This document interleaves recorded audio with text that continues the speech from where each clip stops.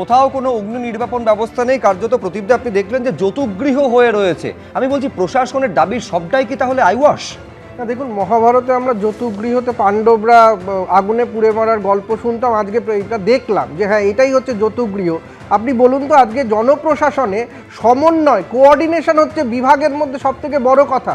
সেখানে আজকে ফায়ার বিভাগ আর ইলেকট্রিসিটি বিভাগ আর পৌরসভা তারা কোনো সমন্বয় নেই। তারা বলছে আমার দায়িত্ব নয়, এই ফায়ারের এটা দায়িত্ব নয়। আজকে কথা হচ্ছে যে রুফটপ এই রেস্টুরেন্টগুলোতে যখন 1.5 বছর আগে আগুন লাগলো তখন সবাই নড়ে চড়ে বসে, তারপরে আর ফলো আপ করে না। আপনারা মিডিয়ারা দেখান বলে আমরা জানতে পারি, কিন্তু মিডিয়ার তো দায় নেই ফলো আপ করার, প্রশাসনের দায় আছে। সেই দায়টা কোথায়? ফলো আপ নেই। গত সপ্তাহে বিরাটিতে যে আগুন লেগেছিল এবং ছাই হয়ে গেছিল পুরো বাজারে ঢুকতে পারেনি ফায়ার ব্রিগেড। উপর থেকে উড়ালপুল থেকে জল দিতে হইতে, এত সংকীর্ণ গলিতে এতটা বড় বাজার পুরো ছাই হয়ে গেছিল। এইগুলো লাইসেন্স দেওয়া, নজরদারি করা, এক একটা ডিপার্টমেন্ট শুধু কাগজে লিখলে হয় না, যেতে হবে। সেই যাওয়ার সময়টা কোথায়? আসলে গত 4-5 বছর ধরে আপনি বড় বড় রাজনীতির বিষয়গুলো দেখছেন, প্রত্যেক দিনের যে প্রশাসনিক বিষয় সেদিকে আর নজর নেই। তার কারণ সামনে তো ভোট আসছে, ভোটটা আসল, মানুষের প্রাণগুলো আসল নয়। কলকাতার বুকে এই অবস্থা, গ্রামে হলে কি হতো? 25 ঘন্টাতেও তো নিবতো না, আজকে তো 17 ঘন্টা হয়ে গেল।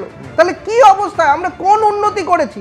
কি বিকশিত ভারত আর কি বিকশিত বাংলা, আমি তো বুঝতে পারছি। আমাদের দুর্ভাগ্য হচ্ছে যে এইভাবে এতগুলো মানুষ, আমি আবার বলছি, মানুষের প্রাণ সস্তা, গরিব মানুষের প্রাণ তো আরো সস্তা। এই ধরনের ঘটনাগুলো সামনে আসার পর আমাদের দুর্ভাগ্য যে এই কথাগুলো সত্যি বলে মাঝে মধ্যে মনে হয়। নয়ন হালদার, তার বাবা বাসুদেব হালদার, তিনি কাজ করতেন নিরাপত্তা রক্ষীর।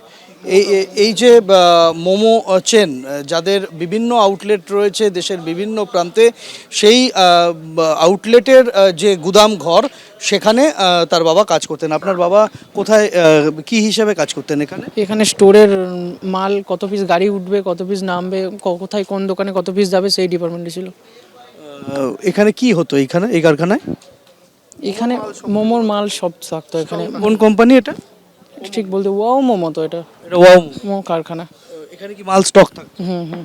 তা আপনার বাবা ডিউটিতে কখন এসেছিল? বাবা 7টার সময়, 10টা থেকে ডিউটি, এরকম মানে নাইট ডিউটি? বাড়ি থেকে বার হয়েছে নাইট ডিউটি। তারপর আপনারা বাবার সাথে কথা হয়েছিল? আর রাতে বাবার সাথে আর কথা হয়নি।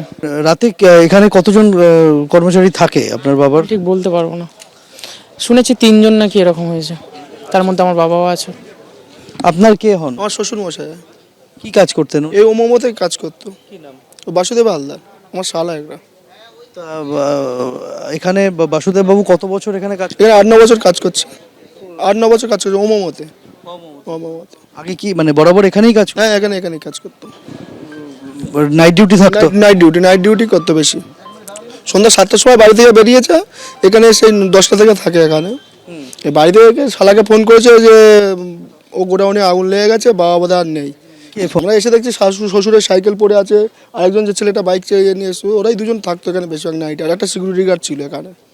তা এটা কি ওনার সাইকেল? এটা কি আপনার বাবার সাইকেল? হ্যাঁ। বাড়ি থেকে কি সাইকেল নিয়ে আসতেন? সাইকেল নিয়ে আসতো বাড়িপুর থেকে। এখানে আমরা দেখতে পাচ্ছি যে বাসুদেব হালদারের সাইকেল পড়ে রয়েছে। তিনি এখানে এই মোমো সংস্থায় কাজ করতেন, নাইট ডিউটিতে এসেছিলেন, তার সাইকেল রয়েছে, তার কোনো খোঁজ নেই। তিনি সহ এখানে আরও 2জন কর্মচারী রাতের বেলা ছিলেন, তারা কোথায় আছেন কেউ জানেন না। পরিবারের সদস্যরা তারা খোঁজ খবর চালাচ্ছেন, বারবার পুলিশের কাছে নথিভুক্ত করেছেন এই মিসিংয়ের বিষয়টা, কিন্তু এখনও পর্যন্ত তার কোনো খোঁজ নেই।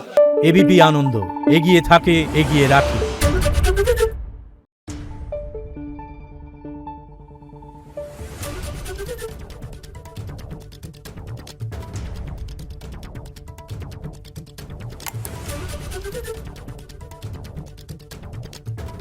Thank you.